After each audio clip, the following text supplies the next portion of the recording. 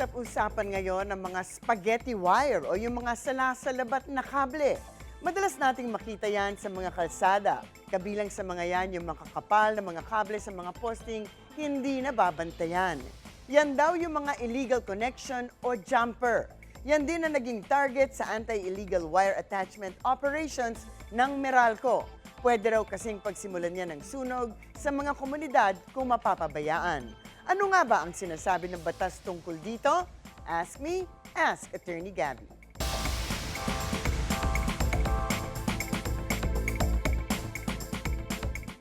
Attorney, dito pa lang sa Metro Manila, marami na raw kaso ng illegal connection o jumper. Ano ba ang sinasabi ng batas tungkol sa mga nagja-jumper? Well, actually, meron po tayong Republic Act 7832 or Anti-Electricity Pilferage Act of 1994 na ang sinasabi ay bawal ang magnakaw ng kuryente.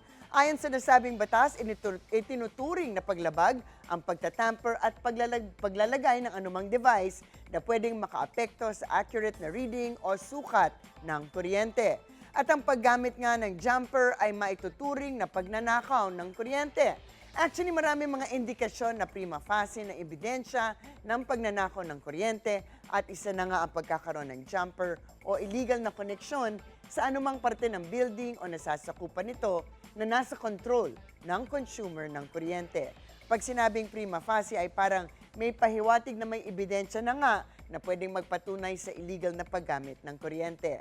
Ang karampatang parusa kung mapapatunayan sa paglabag na dito ay multang mula 10,000 hanggang 20,000 pesos.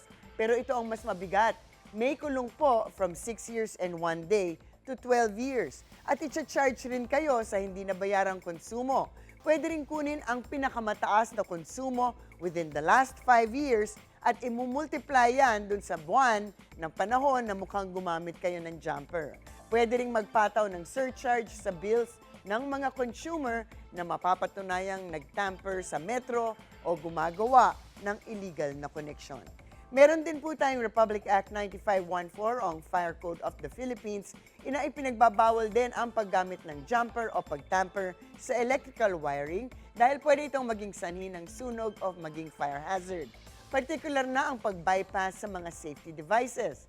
Ang paglabag sa nasabing batas naman, pwedeng magdulot ng administrative fine na may multang aabot ng 50,000 hanggang 100,000 pesos at meron ding kulong na hindi hihigit sa 6 na taon at posibleng pagpapasara ng building o establisamento na concerned. At pwede rin kayong makasuhan sa ilalim ng parehong batas. So wag na po natin gawin yan.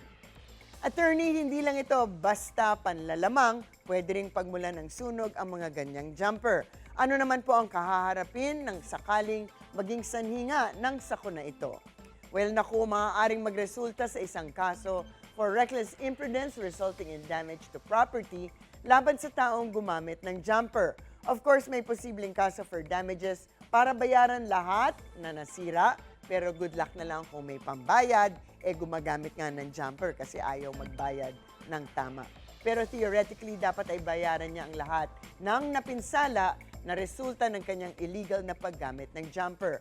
Of course, kakailanganin ng tulong ng mga investigador, especially from the Bureau of Fire Protection, para masiguro kung ano nga ang cause ng sunog, kung ito nga ba ang paggamit ng jumper, at para magkaroon ng sapat na ebidensya kung magkaroon nga ng kaso. Of course, pwede ring managot para sa mga violation ng Fire Code at ng nasabi nating Anti-Electricity Pilferage Act of 1994.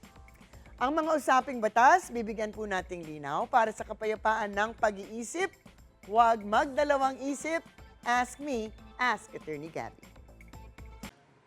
Ikaw, hindi ka pa nakasubscribe sa GMA Public Affairs YouTube channel? Bakit? Mag-subscribe ka na, dali na, para laging una ka sa mga latest kwento at balita. I-follow mo na rin ang official social media pages ng Unang Hirit. Salamat, Kapuso.